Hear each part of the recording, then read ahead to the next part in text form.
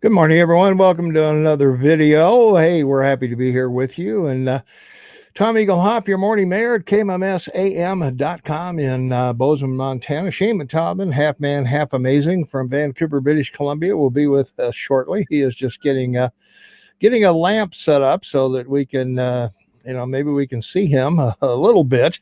That's a little bit better, I guess. But all right, hey, we're happy to be here with you today, and we've got a fun topic to talk about today. We're going to talk about 6 ways to build customer trust and confidence. 6 ways to build a customer trust and confidence. Boy, if you don't have trust and confidence in the business, you're not going very far, are you, Shane? Yeah, that's a slow walk to nowhere. Yeah, turn your volume up a little bit. All right, well, indeed. How's that? Is that a better slow walk to nowhere? That's a little better. Yeah, that's a Okay. little bit better. All right. So anyway, we want to give you 6 tips today. There are many more, of course, than just 6, but we want to go through 6 big ones, and also stay tuned for the end because we're going to have a bonus tip for you as well. So let's jump right in. And the first tip we've got to talk about is sometimes when businesses grow, they get maybe a little big for their britches. What do you think, Shane? They start having all these rigid policies. The employees are kind of trapped in.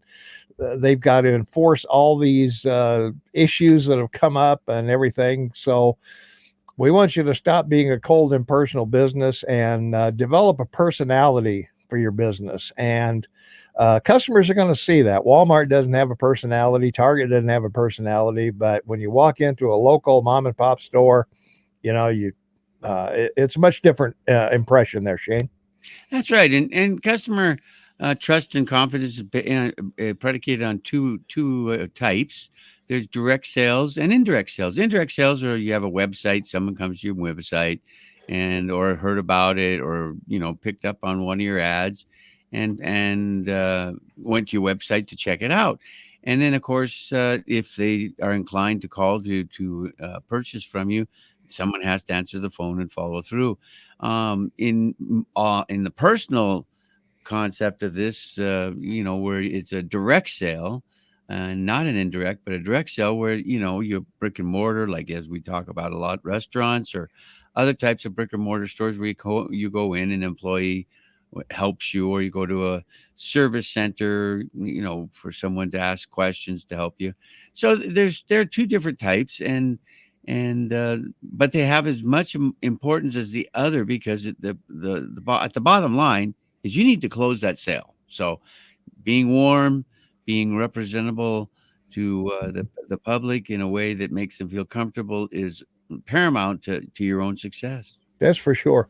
Yeah. The other thing too, it used to be easy to find out a customer's name. They'd give you a check or they'd give you a credit card, but now they slip the credit card in the little gizmo, so you don't get to see their name anymore. But it doesn't hurt to introduce yourself and introduce yourself to them, get their name and use their name, because that is something that you're not going to see at Walmart or Target or any of these big box stores. But people like to be appreciated for coming into your business and supporting you. So by all means, make that happen. That's right. Yeah, Business is not an I, me, or my business. yeah, It's a we, us, or yeah. excuse me, it's a Yours, we, us, yeah, or ours. yeah. It's a we, us, or ours business. So whenever you're referencing the first person or people, that work in the company, you want to use those as the common denominator, we, us, and ours. It, Yeah. it gives people a feeling of family and more of a direct involvement with a group of people. Yeah, better, less I and we and more you and yours. Yeah, there Exactly you go. right. Yeah. All right. Well, the other thing, and this is pretty obvious, I guess, you got to be truthful. You got to be truthful with your employees or with your customers, I should say. Um, you got to be truthful with, you got to back up what you say. You don't run an ad and someone comes in and it costs $10 more than you advertised because of some fine print or some delivery charge or something that you didn't include in the ad. So, truth gotta be right at the top of the list for customer trust and confidence, right, Shane? Absolutely, and it's always something you can use as a positive, as we said before. You Mhm. know, if you've made a mistake, you admit to the customer that you did. Oh my goodness, someone actually admits a Mhm. mistake. The customer thinks, and you go, "Looks like you got a better deal today than you might have thought of. So let's go fill. You know, let's go make this happen." Yeah, absolutely right. Well, next, don't imitate your competitors. And this, well, there's a couple things we need to talk about on this one. One is um, you don't want to imitate their ads. If you see something advertised by a competitor and that ad works, um, your first instinct might be, well, I'll try the same thing. But that doesn't separate you from your competitor. It doesn't make you different, it doesn't make you special. So make sure that you set yourself apart in a way that you may still offer the same goods and services that the um, your competitor does, but there's an advantage to the customer to deal with you. That's right, and make sure you always go by and check your customers' prices in comparison to you.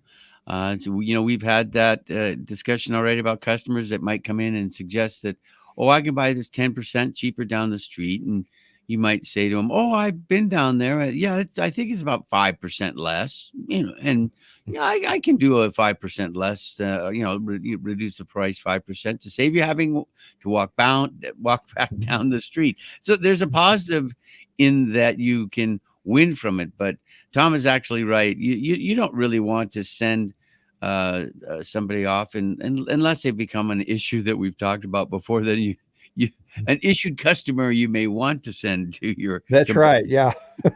Yeah. We talked Tuesday about firing customers. That's And I'll put that for anybody who's missed it, I'll put that in the description below yeah. once we process this video. So, hey, we want to remind you that we are producing this on StreamYard, and you can do this as well. Believe it or not, YouTube pays for videos. Who knew? They'll pay you to make videos. Who knew? Well, we do it with StreamYard because we think it's really easy. There's a free version available. So I would certainly check that out. Description there's a link in the description below, I should say. If I could talk today, that would be great. And also, if you're listening to us on YouTube or watching us on YouTube, by all means, subscribe and ring the notification bell. You'll never miss another podcast. Like us and leave a comment because, hey, Facebook likes that kind of stuff, helps us grow the channel. And also, we're on Patreon. If you're a business owner and you need help, there's a lot of incentive to support us on Patreon. You get a lot of free stuff from us, and we hope that you will take advantage of that. And also our website, tomandshane.com. Don't forget to go over there. There's a lot of articles and tips and things in addition to what we do here. So there we are. That should cover all the bases, I think, Shane. So, I would like to think so. Yes. all right. Uh, Next, we've got to spell out the guarantee. It may be, a 90-day guarantee. It might be a 3-year guarantee, depending on your product or service or whatever it is. But you need to make sure that the customers understand exactly what the recourse is if they're unhappy with your product in some fashion. Right, Shane? That's correct. And I must tell you that, in all honesty, go with the guarantee you're provided with the product manufacturer. Don't be sold by the store of an additional guarantee. They're not very valuable, and have had no success at all having done that with products, even high tech products like computers or cell phones, where the store offers a guarantee of their own, and it does not provide. There's no benefit. I've gone back too many times to ask for help, and that's not covered by the GAT guarantee. Yeah. But company guarantees generally of products that you buy, particularly appliances and things that are of a greater nature for as far as a cost to you, they have good guarantees and follow, and do fulfill their guarantee. Hmm. Yeah, that's true. Yeah, there are additional guarantees. I buy one on every computer that I buy. I buy the additional time because I use it every day incessantly. So if anything happens to it, I'm down. So we've Yeah. got to. I really have to make sure that it works. So. Next item, boy, this one is a no-brainer, Shane. You've got to make it easy for customers to complain. There is no, boy, you do not want your customers roaming the streets talking about what a bad business you have. So there's got to be a way for them to complain. You've got to listen to their complaints. You've really got to handle it very well, and that. If you can settle a complaint, that builds trust and confidence probably more than anything we're going to tell you today. Yeah, I mean, no, you don't have to put a sign in the back of on your back that says "complain, kick me." Yeah.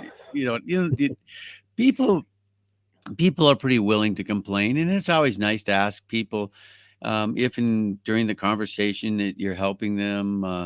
Of course, if someone asks you to give them directions, it's probably, if you're not busy, a good idea to take them there because you could help close the sale. And then always, of course, last question is there anything else I may help you with? Because that is another way of upselling a customer. So, yeah, it's easy to get a complaint from a customer, but most people, they only have one of two choices we've covered. They will file a complaint, and then they can be pretty tough about it, or they just will walk out and never come back. Mm-hmm. Well, usually, they don't want you to pay off their mortgage or something like that. I mean, uh, usually they either want their money refunded, or they want a working product, or they want whatever you messed up to make it right. Or to replace And the product that you yeah, sold. Yeah, exactly. Sure. Yeah. Though usually, they don't want anything out of the ordinary. I would say they want to be appreciated, and they want to be made whole. that's Um, right. yeah. Yeah, that's right. So. That's exactly the perfect expression of Mhm. how to make it easy for a customer to complain. Yep. It's to Yeah, make that's them very critical. Yeah, there should be, well, in a restaurant business, as you know, Shane, the wait person will come around and say, "How's everything tasting?" or "How's your meal?" I mean, that's an invitation to complain right there. If you're unhappy with your meal or the service or something, that's your time to voice your complaint. That's right. That's absolutely right. Yes. Yeah. All right. Next, build on your successes. I don't know how many places I've walked into, Shane, and maybe they do this in Canada too. They'll have some kind of a bulletin board with all the letters people have sent, complimenting them on their business and stuff Mhm. like that. And there's a car dealer here in town that has them all in a book while you're in the waiting room, waiting for your lube job, or your car to be fixed or whatever. You can look through this book and see all the testimonials and things like that. And One then of restaurants are famous for having pictures of people. Oh, That yeah. was a Mhm. huge success back in the 80s with instant photography, and 70s and instant photography, where you could get a picture of someone famous and get them to sign a testimonial. A great meal, will be back, and you frame it and put it on your wall. So any kind of third party recognition of the success that you're having in your business is very, very positive in any Absolutely. context. Yeah. And if you have a retail store, for example, and you get these kind of letters and endorsements and testimonials and whatever, what I suggest you do is frame them. Frames are cheap at Walmart; they're less than $5. Go get a bunch of frames and spread those around your store. So when people are browsing around your store, all of a sudden they see a frame something, they'll go look at it, and it's some kind of a testimonial, and that reinforces that they should be doing business with you. That's right, and enter contests. There are a lot of contests in small cities that newspapers use to advertise and, to get Mhm, people to check it, check the newspaper, and so they mhm, have, best company, join your Better Business Bureau to hang that on the wall, that you're a member, and mhm. and and again, any kind of uh, competition that people have out there for best bartender or best waitress or any of these things, enter them, Mhm. because all of these things add to the opportunity for you to create a more successful business. And people are personal when people buy, because remember, it's what's left over they get to spend. That's for sure. So it's very personable. Right. When you have expendable money, Mhm. it's very personable when you go up and buy something you either need or you want. Yeah. So enjoy having build your success on the tips that Tom has given you, Mhm, mhm. and I've had the opportunity to give you a second look at. That's And right. we hope to catch you again next Tuesday, and Well, also hang on. We're not done. We've got a bonus tip. I know I'm just getting my sort of goodbye in. All right. All right. Our bonus tip, because this is really critical. Um, your employees. Trust and confidence in the customer is great unless you've got your employees going out on the street telling everybody what a crummy business you are and how terrible it is to work for you. So again, we want to make it easy for customers to complain. We also want to make it easy for Employees to employees to compliment. complain. Exactly.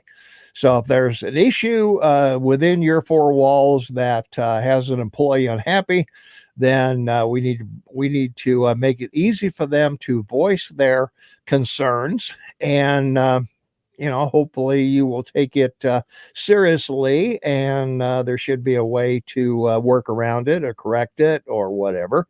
Mhm. And we hope that that will make all the difference. So, There you go. all right. Hey, don't forget we're on Saturday radio, 8 to 11 Mountain Time. You can listen anywhere in the world, kmmsam.com. No charge, no credit card needed, no personal information needed, no email, no sign up. All you do is go to kmmsam.com and click listen now. And if you missed any of our previous podcasts or videos, they're all at kmmsam.com. Click on Tom and Shane's podcast, and that will take you right over there and get you taken care of.